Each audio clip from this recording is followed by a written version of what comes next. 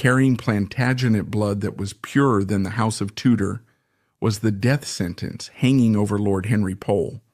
Henry VIII, forever insecure about the legitimacy of his own crown, saw his cousin's existence as a silent, constant insult. This execution was nothing more than a carefully disguised purge, the king seizing a chaotic moment to eliminate the one man who could threaten his throne. But the tragedy didn't end with the axe. The real horror was how the king destroyed the humanity of those left behind. He tortured Geoffrey Pole into madness to force a betrayal against his own brother, and ruthlessly left Pole's innocent young son to rot in a cold cell. From the grown man to the helpless child, Henry VIII used his power to suffocate an entire lineage out of existence. For over 3 centuries, the Plantagenet dynasty defined England, building its castles and laws before tearing itself apart in the Wars of the Roses. This brutal civil war saw the House of Lancaster and the House of York decimate the aristocracy, pitting cousin against cousin in a bloody struggle for power. The conflict culminated at Bosworth Field in 1485, where Richard III fell, and Henry Tudor seized the crown by conquest rather than birthright. Henry VII faced a precarious reign, knowing his claim to the throne was weak and that the wealthy North remained loyal to the fallen House of York.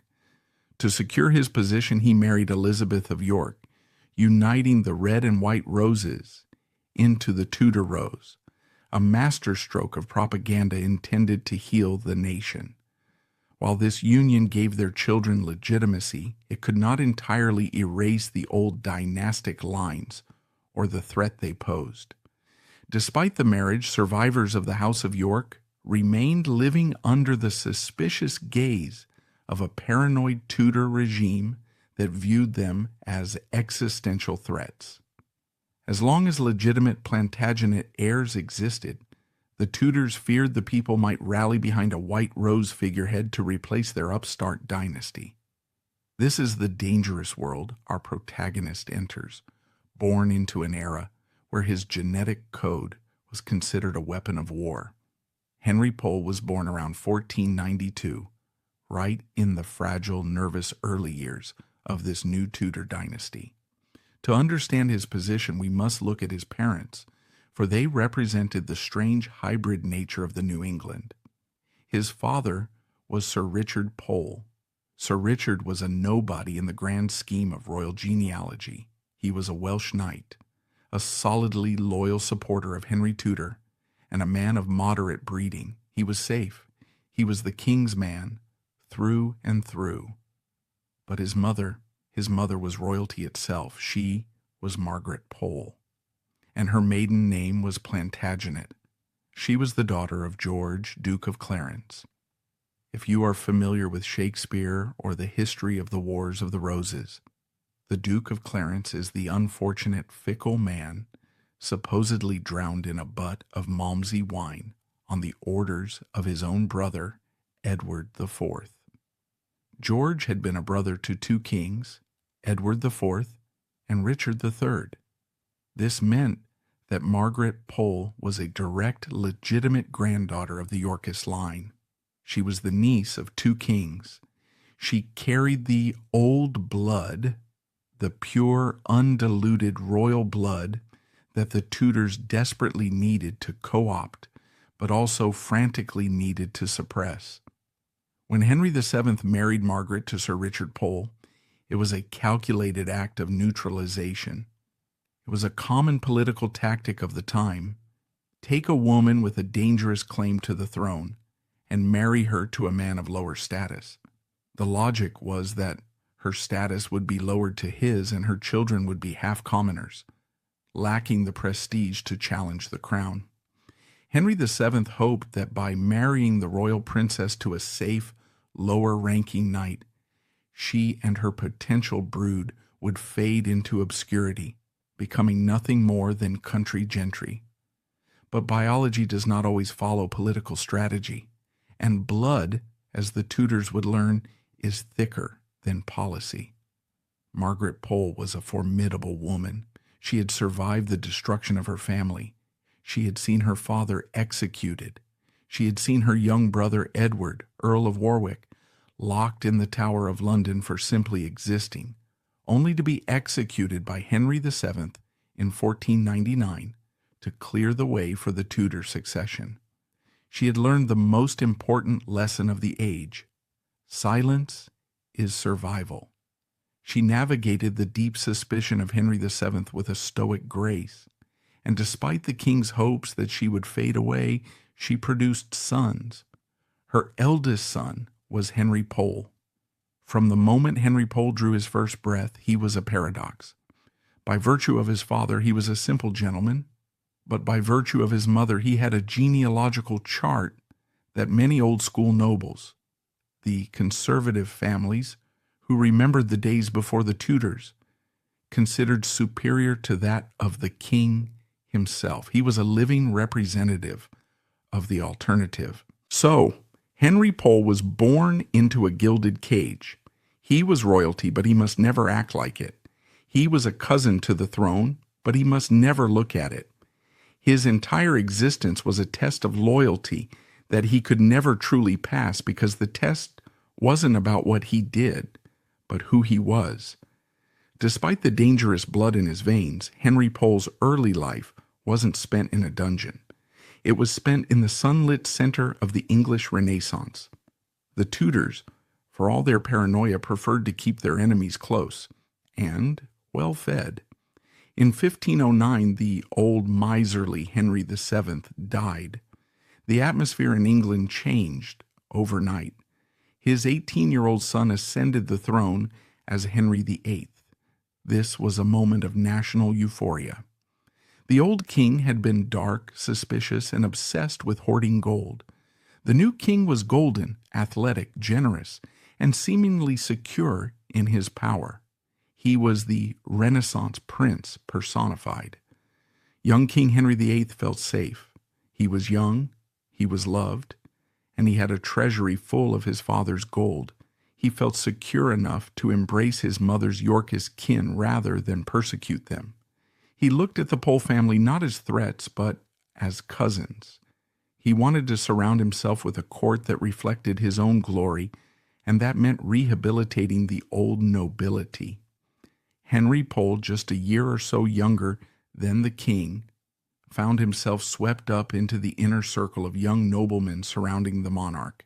He became one of the minions, the jousting partners, the hunting companions, the late-night gamblers who populated the king's privy chamber.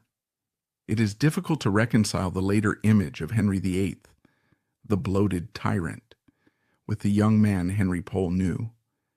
In those early years, the court was a place of endless pageantry. Imagine the scene. Young men, barely out of their teens, dressed in cloth of gold and Italian silks, riding through the lush English countryside, convinced they were bringing back the age of Camelot. Henry Pole was right there beside the king. They shared tutors. They shared jokes. There was a genuine affection there, the camaraderie of young men with the world at their feet. For the first 20 years of Henry VIII's reign, Henry Pole's life was a model of aristocratic success. The king fully rehabilitated the family. Pole's mother, Margaret, was restored to her rightful inheritance. In a grand gesture of reconciliation, Henry VIII made her the Countess of Salisbury in her own right, restoring the lands that had been stripped from her father. She became one of the wealthiest landowners in England, fifth only to the greatest dukes. Henry Pole himself was eager, desperate even, to prove that his Yorkist blood meant loyalty, not treason. He knew the shadow he lived under. He knew that the older members of the court whispered about his lineage, so he strove to be the perfect subject. In 1513, when Henry VIII launched a glorious, if incredibly expensive, and strategically dubious invasion of France, Henry Pole rode with him. He didn't just attend, he fought. On the battlefields of France, amidst the mud, the smoke of early cannons, and the clash of steel, Henry Pole proved his worth. He led men into combat for his Tudor cousin. The king rewarded this loyalty. On that campaign, Henry VIII knighted his cousin. He became Sir Henry Pole. A year later, the king elevated him to the peerage. He was created Baron Montagu. It was a revival of an ancient title held by his ancestors. He was given lands. He was appointed to positions of trust in the southern counties, justice of the peace, responsible for maintaining the king's law, collecting taxes, and keeping the peace. By his mid-30s, Lord Montagu had everything a nobleman could want. He had a wife, Jane Neville, from another powerful aristocratic family, further cementing his ties to the ruling class. He had a son, a bright young boy, also named Henry, ensuring the succession of his house. He had wealth, status, and the closeness of the king. He was doing everything right. He was quiet. He was dutiful.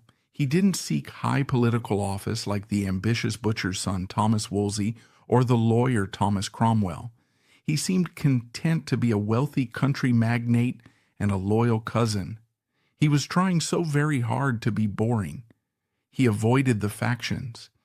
He avoided the theological debates that were beginning to simmer in Germany with a monk named Martin Luther. He focused on his estates, his hunting, and his service to the king.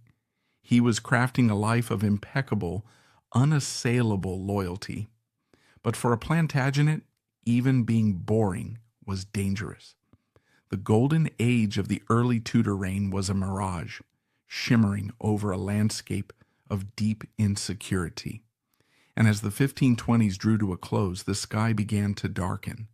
The king's marriage to Catherine of Aragon, the Spanish princess who had been a second mother to Henry Pole and a best friend to his mother Margaret, was failing. There was no male heir. The king's great matter was approaching, and it would demand that everyone in England choose a side. For Henry Pole, this was the nightmare scenario. To choose the king was to betray his conscience and his mother. To choose his conscience was to betray the king and risk the axe. The tightrope was about to snap. As the 1520s bled into the 1530s, the sunlit days of the English Renaissance began to gray. The laughter of the jousting lists faded, replaced by the hushed, anxious whispers of a court under siege from within. Henry Pole stood at the precipice of this new era, watching his royal cousin transform from a golden prince into a brittle autocrat. The bonds of childhood friendship and shared blood, once Lord Montagu's greatest assets, were curdling into liabilities. The king was no longer looking for companions. He was looking for accomplices in his war against history and the church. For Henry Pole, the days of easy loyalty were over. The era of impossible choices had begun.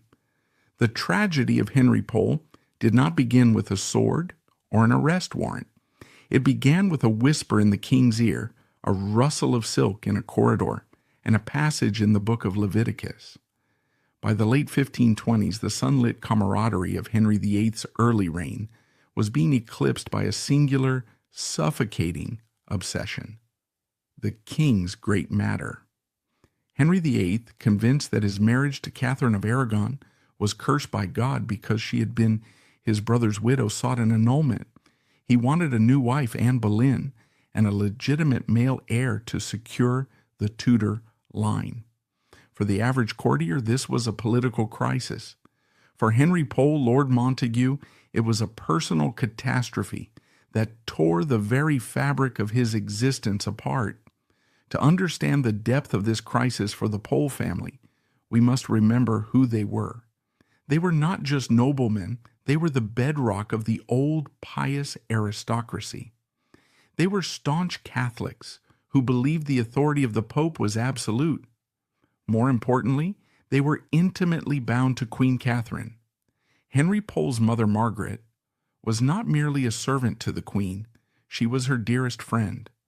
Margaret had been the governess to the king and Queen's daughter, the Princess Mary. She had practically raised the girl. The Poles and the Aragonese faction were intertwined by decades of shared faith, shared meals, and shared loyalty. Now the king, the cousin Henry Pole had ridden with, fought for, and loved, was demanding that he repudiate everything he believed in. He was asking the nobility of England to declare that the queen was a whore, the princess was a bastard, and the pope was a usurper. This was the moment the trap snapped shut. The reaction of the Pole family to the great matter reveals the desperate division of labor required to survive under a tyrant. Margaret Pole, the matriarch, chose the path of defiance. When the king banished Catherine of Aragon from court and stripped Princess Mary of her title, Margaret refused to abandon the girl. She offered to serve Mary at her own expense, even when the king furiously ordered the household dissolved. Margaret was a Plantagenet princess. She had seen kings fall before, and she possessed a stubborn, ironclad morality that refused to bend to the whims of a love-struck nephew. Henry Pole, however, could not afford the luxury of defiance. He was the male head of the family. He was the Baron Montagu. He had estates to manage, tenants to protect, and a son to think of. If he defied the king, he wouldn't just lose his position, he would lose his head, and his lands would be forfeited, leaving his family destitute. So, while his mother scolded the king's agents and defended the princess, Henry Pole went silent. He adopted a strategy of aggressive neutrality. He attended Parliament. He sat in the House of Lords. He bowed to Anne Boleyn when she passed, even as his stomach likely turned. We can only imagine the tension at the dinner tables of the Pole estates during these years. The mother, fierce and vocal in her defense of the old queen. The son, terrified and pleading for caution.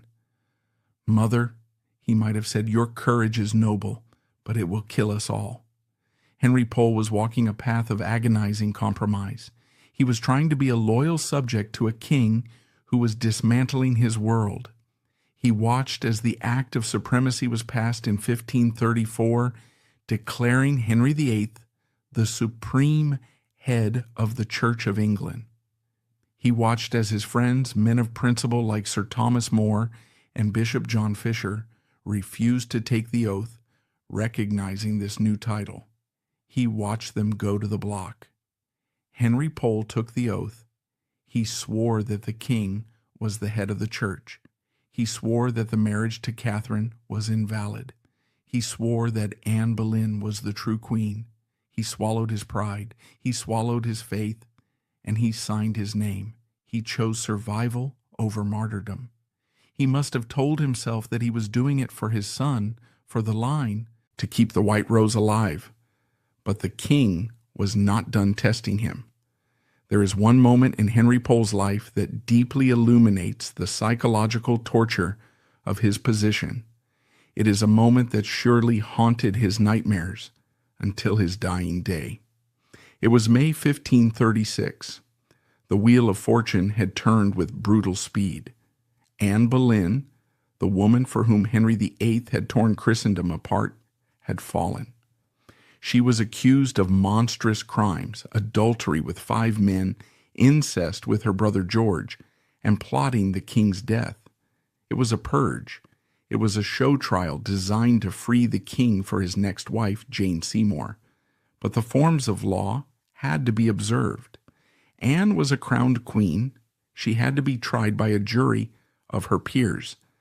The king's enforcer, Thomas Cromwell, selected 26 noblemen to sit on that jury, and among them he handpicked Henry Pole, Lord Montagu. Consider the layers of irony and pain here. The Poles despised Anne Boleyn.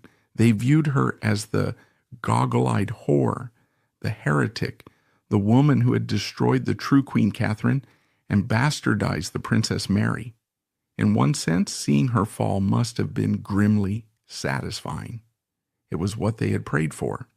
But to sit in judgment of a queen, to publicly validate the king's terrifying, murderous mood swings? The king was essentially holding a gun to Henry Pole's head. By placing him on the jury, Henry VIII was asking, "Are you willing to help me kill the woman I once loved to prove you are mine?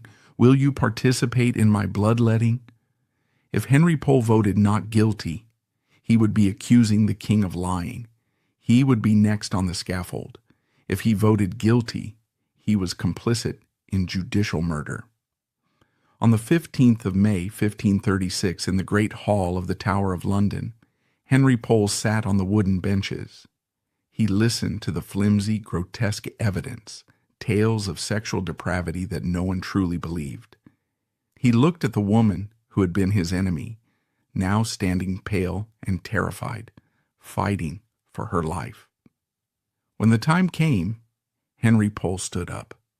He placed his hand over his heart, and along with his peers, he uttered the word the king required: guilty.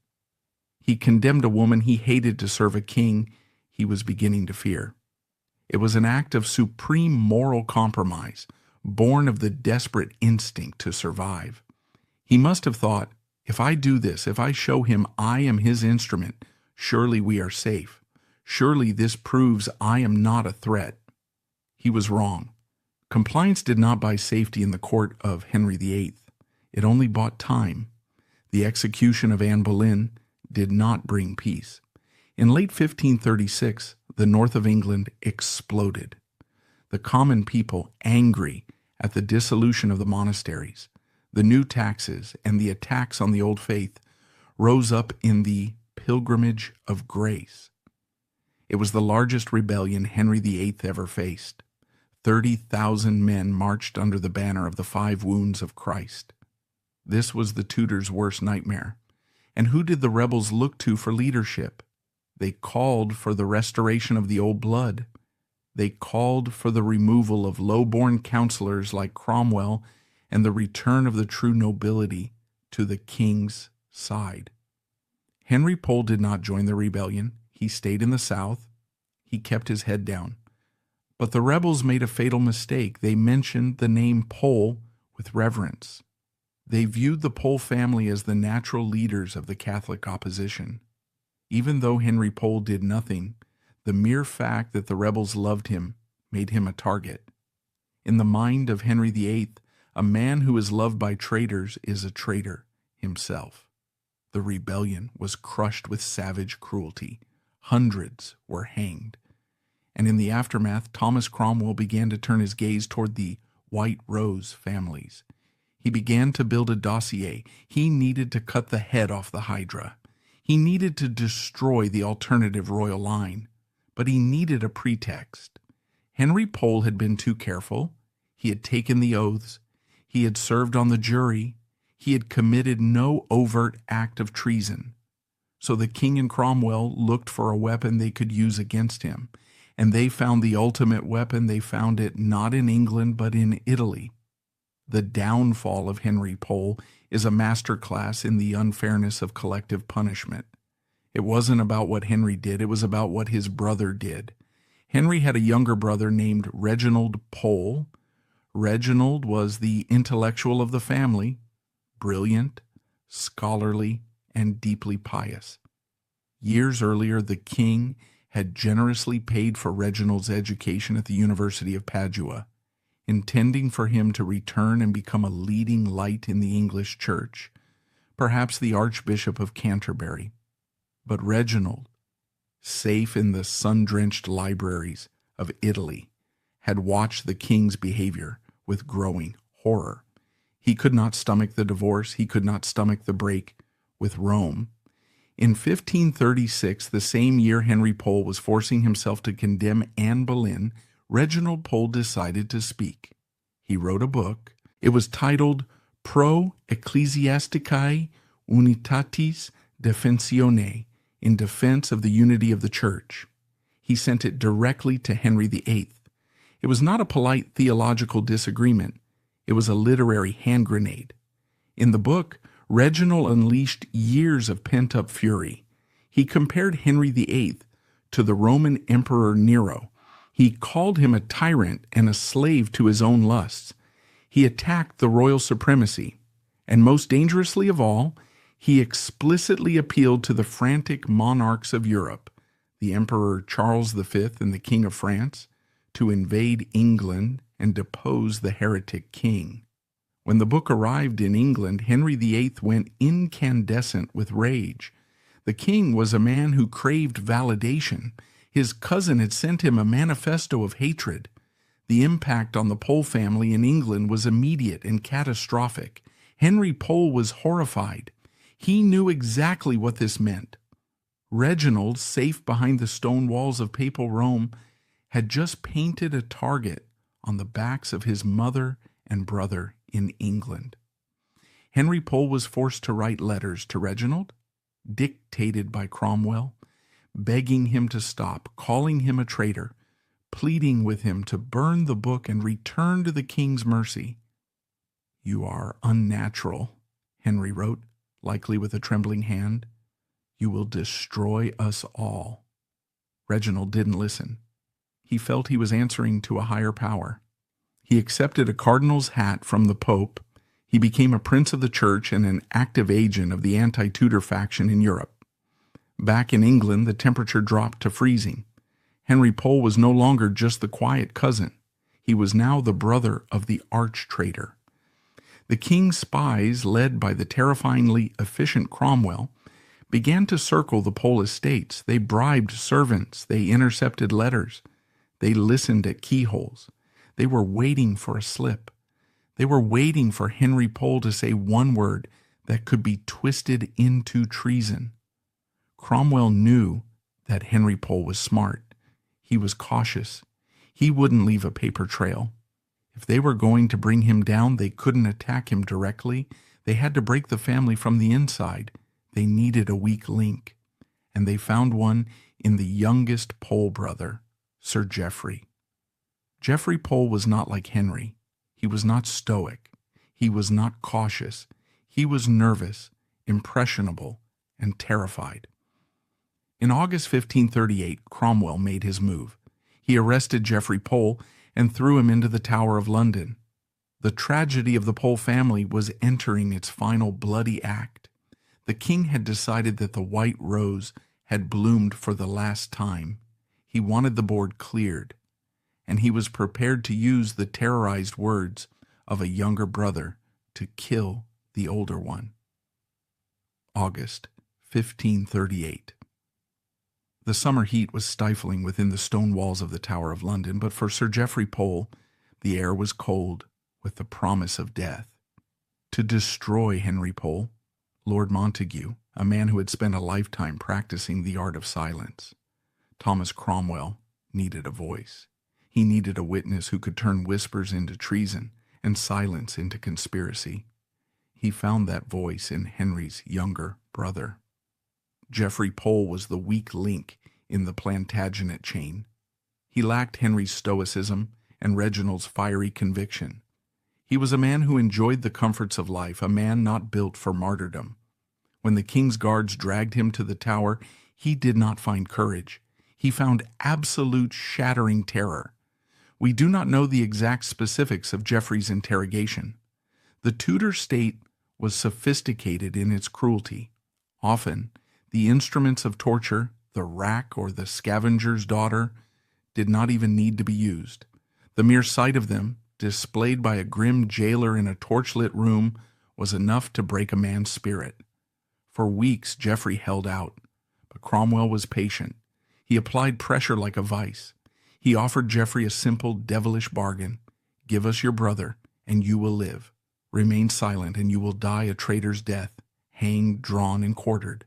Geoffrey broke. In late October, the dam burst. Geoffrey began to talk. He vomited up every conversation, every shared confidence, every grumble he could remember from the last 10 years. He desperately tried to feed the inquisitors enough meat to satisfy their hunger.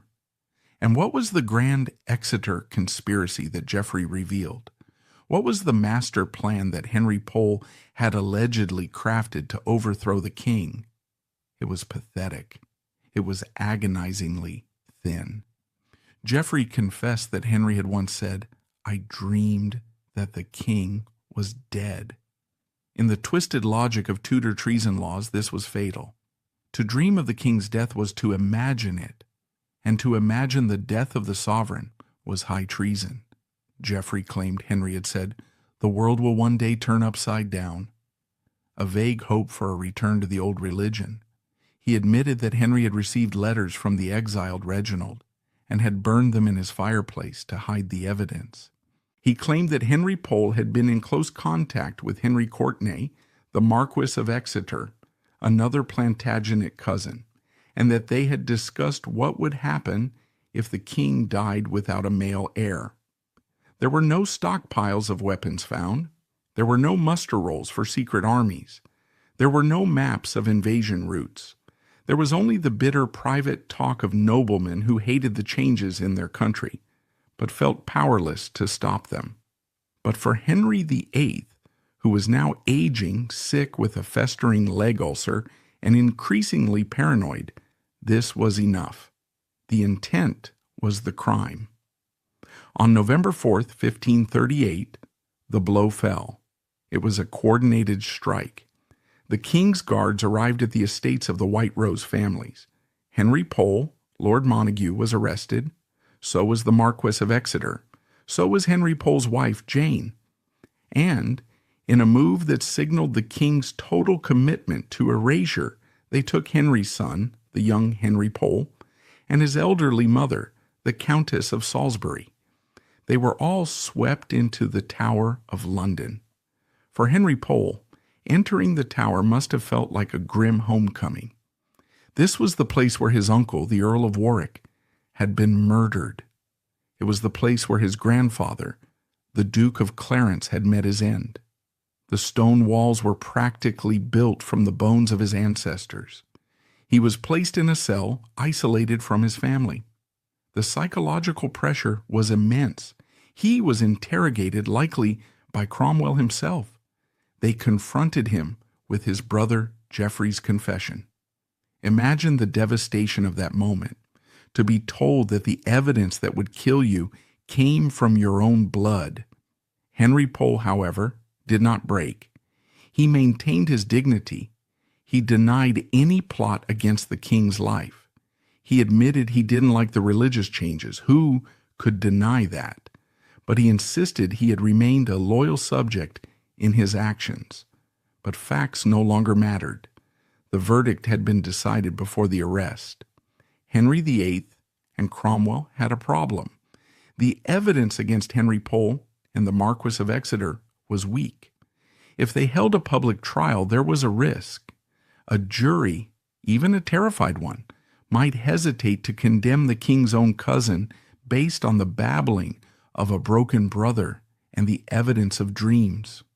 Furthermore, a public trial would allow Henry Pole to speak. He might defend himself eloquently. He might remind the people of his loyalty on the battlefield. He might garner sympathy. So the king chose a weapon that bypassed justice entirely, the act of attainder. An act of attainder was a legislative device. It was a bill passed by Parliament that simply declared a person guilty of treason. There was no trial. There was no defense. There was no need to bring witnesses or present proof. Parliament simply voted, and the person was legally dead. It was state-sanctioned murder draped in the robes of law. In early December 1538, the peers of the realm, Henry Pole's former friends, his hunting companions, the men he had sat with in the House of Lords, gathered at Westminster. They were presented with the bill. They knew it was a sham. They knew Henry Pole was not a terrorist, but they also knew that to vote against the king's will was to volunteer to join Pole in the Tower. They voted aye. Henry Pole, Lord Montagu, and Henry Courtenay, Marquis of Exeter, were condemned to death. They were stripped of their titles, their lands, and their honors. Their blood was declared corrupt, meaning their children could not inherit. They were erased from the book of the living while they still breathed. January 9th, 1539. It was a cold gray winter morning in London. The gates of the tower opened and Henry Pole was led out. He was 46 years old. He looked older. The months in the damp cell, the betrayal, and the stress had taken their toll. He was not alone. Beside him walked Henry Courtenay, the Marquis of Exeter. These two men represented the last great flowering of the Plantagenet tree. They were the cousins of the king, the grandsons of Edward IV and the Duke of Clarence. They were led to Tower Hill, just outside the fortress walls. A large crowd had gathered. Executions were public spectacles, but this one was somber. The crowd knew these men. They were popular. They were the old nobility, the kind the people understood and respected, unlike the new men like Cromwell. The scaffold was draped in black. The block waited. The accounts of Henry Pole's end are sparse, but they all agree on one thing: his quiet dignity. He did not rage against the dying of the light. He did not scream about his brother's betrayal. He did not curse the king. He understood the script. In Tudor England, if you wanted your family to survive, if you wanted the king to show mercy to your son or your wife, you had to die well. You had to acknowledge that the law had condemned you, even if the law was a lie, and commend your soul to God. Henry Pole climbed the steps. He looked out at the city of London, the city his family had helped rule for centuries. He spoke briefly, commending his spirit to the Almighty and praying for the king. He knelt. He placed his head on the block. The executioner raised the axe. With one swing, the life of Lord Montagu was ended. The quiet one was finally, permanently silenced.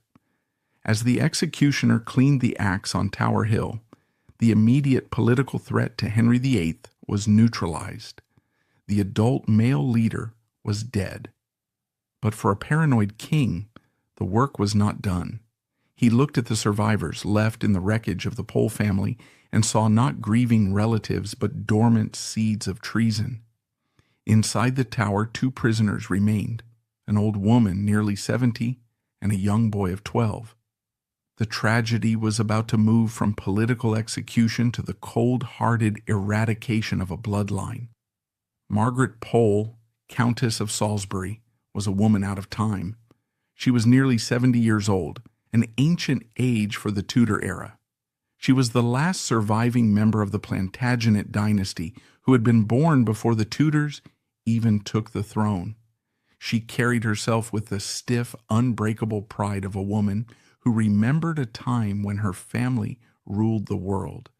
For 2 years after her son's execution, the king kept her locked in the tower. It was a petty, vindictive imprisonment. He stripped her of her title. He stripped her of her vast lands. He even stripped her of her dignity. We have records from the tower officials complaining that the old countess had almost no clothing. She suffered in the cold, lacking warm tunics or proper shoes.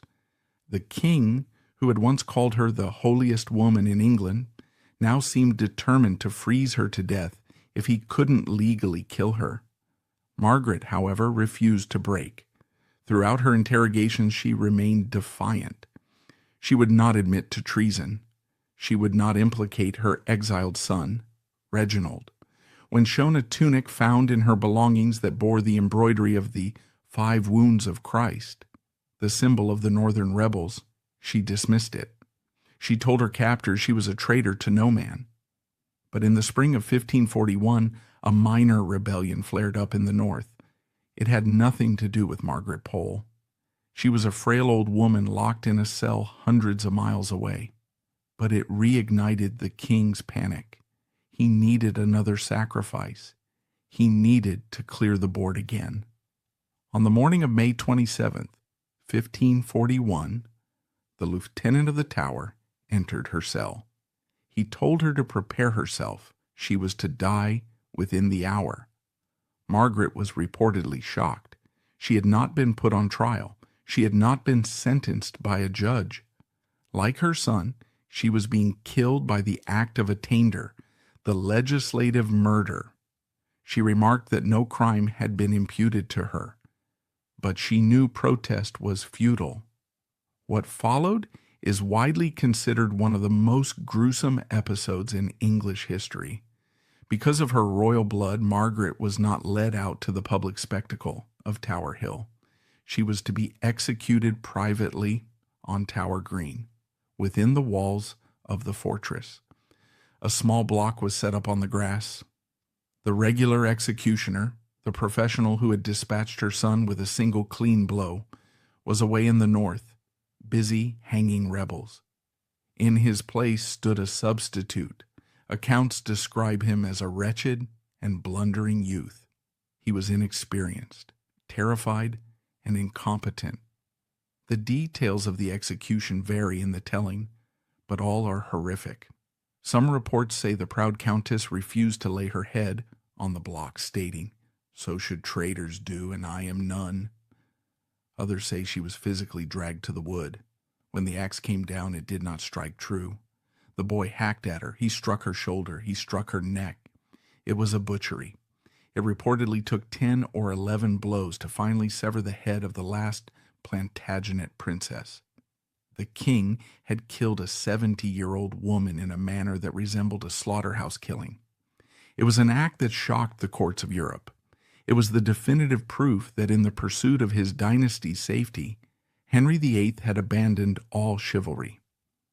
But if the death of Margaret Pole was a tragedy of violence, the fate of Henry Pole's son was a tragedy of silence. Young Henry Pole is one of the great lost figures of history. When his father was arrested in 1538, the boy was taken to the Tower with him. He was roughly 12 or 13 years old. He had done nothing. He was a child. His only crime was his DNA. He was the great-grandson of the Duke of Clarence. With his father and grandmother dead, and his uncle Reginald in exile as a celibate cardinal, this young boy was the sole heir to the House of York. For Henry VIII, this child was a pretender in the making.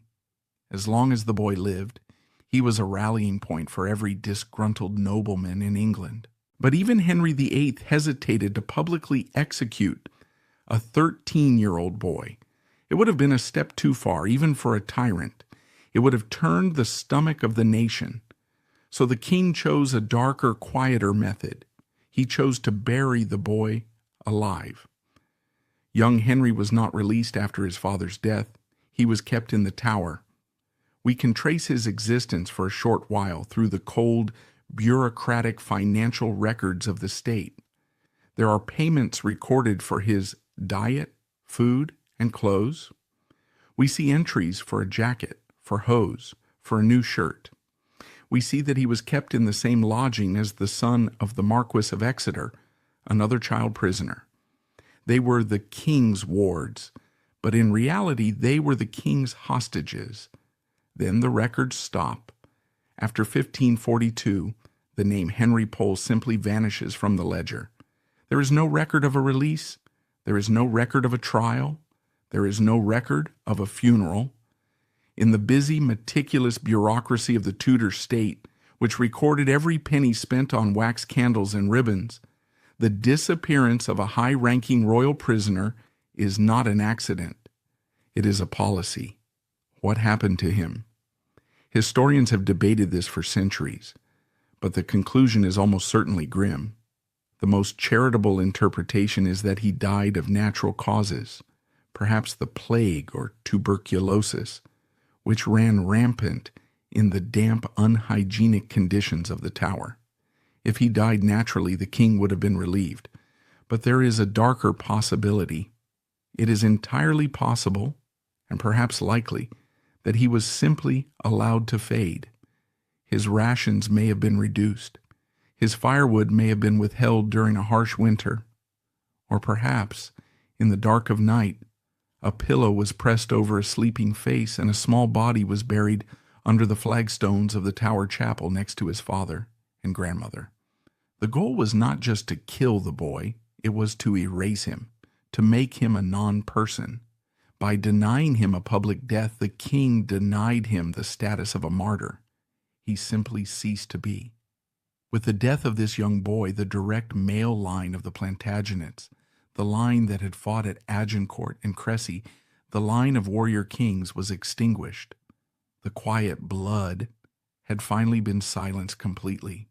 There was one person watching this from afar who felt every blow. Reginald Pole, the cardinal in exile, received the news in pieces.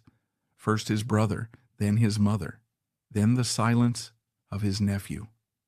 Reginald was the man who had lit the fuse with his book, but his family had suffered the explosion. He was safe in Rome, surrounded by art and theology, while his family was butchered in London. He reportedly took the news with a terrible stoic calm, telling his secretary that he was now the son of a martyr. But the guilt must have been crushing. He had stood on his principles, and the cost was the total annihilation of everyone he loved, while the headless bodies of Henry Pole and the Countess of Salisbury were decomposing in the chapel of St. Peter at Vincula. One member of the family was still breathing the air of freedom. But for Sir Geoffrey Pole, freedom was a torture chamber more agonizing than any dungeon in the Tower. Geoffrey was the survivor. He was the man who had cracked. He was the brother who had sold his kin for a pardon. After his release in late 1538, Geoffrey tried to return to his life in Sussex, but the mark of Cain was upon him. In the insular, honor-bound world of the English aristocracy, he was a pariah. His own wife, Constance, found his presence unbearable. His neighbors, who had looked up to the Lord Montagu as a pillar of rectitude, looked at Geoffrey and saw a monster. But the harshest judge was Geoffrey himself. Historical records give us glimpses of a man disintegrating under the weight of his conscience. He was consumed by a manic, restless energy. He couldn't sleep. He saw the face of his brother Henry in the shadows of his manor house. He heard the voice of his mother in the wind. In a fit of despair, he reportedly tried to suffocate himself with a pillow, unable to live with the knowledge that his breath was bought with their blood. When that failed, he assaulted his own flesh. He was a man possessed by the furies of guilt. Finally, in 1548, a year after the tyrant Henry VIII finally died, Geoffrey could take it no longer. He abandoned his wife and children. He fled to the coast, boarded a ship, and sailed for Rome. He went to find the only person who might understand, or perhaps the person who would punish him most severely, his brother Reginald. The meeting between the two brothers in Rome is one of the most poignant scenes in the family saga. Geoffrey, the broken traitor, threw himself at the feet of Reginald, the prince of the church. He confessed his sins. He begged for forgiveness. And Reginald? Reginald Pole, who had lost his mother and brother because of Geoffrey's weakness, did not strike him. He raised him up. He embraced him. He arranged for Geoffrey to be absolved by the Pope himself. It was an act of supreme Christian charity, but it could not fix Geoffrey's mind. Geoffrey spent the rest of his life as a hanger-on in his brother's household, a ghost of a man, forever looking over his shoulder. Back in England, the great wheel of fortune made its most dramatic turn yet. In 1553, the young Protestant King Edward VI, the boy for whom Henry VIII had killed the Poles to protect, died at the age of 15. The Tudor line was thinning. Against all odds, the crown passed to Mary Tudor, the daughter of Catherine of Aragon. This was the moment the Pole family had died for. Mary was the woman Henry Pole's mother had raised. She was the woman the Poles had supported during the divorce. She was a fervent Catholic, and she viewed the Pole family not as traitors, but as martyrs who had bled for her cause. For Reginald Pole, this was the signal. The long winter was over. In 1554, he returned to England, not as a fugitive, but as a savior. He sailed up the Thames, the papal legate, coming to restore England to the Church of Rome. The irony was staggering. Only 16 years earlier, his brother Henry had been beheaded for communicating with him. Now Reginald was the second most powerful man in the kingdom, the chief advisor to the Queen, and soon to be the Archbishop of Canterbury. But history is rarely a fairy tale. The restoration of the Pole family was bathed in a melancholic twilight glow. Reginald Pole was no longer the dashing young scholar. He was an old man, weary and sick. Queen Mary was also aging, desperate for a child she would never have, and increasingly bitter. Together they tried to turn back the clock. They tried to rebuild the monasteries Henry VIII had destroyed. They tried to restore the old rituals, but they were trying to build on a graveyard. Reginald, now Archbishop, found himself in a position eerily similar to the one his brother had feared. To secure the Catholic restoration, the regime turned to persecution. The Marian burnings began. Protestants were burned at the stake for heresy. Reginald, the humanist who had once preached moderation, became the face of a new terror. He was driven by a desperate need to make his family's sacrifice mean something. He wanted to build an England that justified the death of his brother Henry and his mother Margaret. If he could restore the true faith, then perhaps their deaths were not in vain. They were the seed of the church. But the people of England did not see it that way. They saw a foreign prelate burning English men and women. The name Pole, once beloved by the rebels of the North, became feared. The tragedy of the Poles is that they were always on the wrong side of time. They were medieval figures in a modern world. They were Catholics in a country rapidly becoming Protestant. They were Yorkists in a Tudor age. The end came in November 1558. Queen Mary, broken by a phantom pregnancy and a broken heart, lay dying at St. James's Palace. Across the river at Lambeth Palace, Reginald Pole was also on his deathbed, struck down by influenza.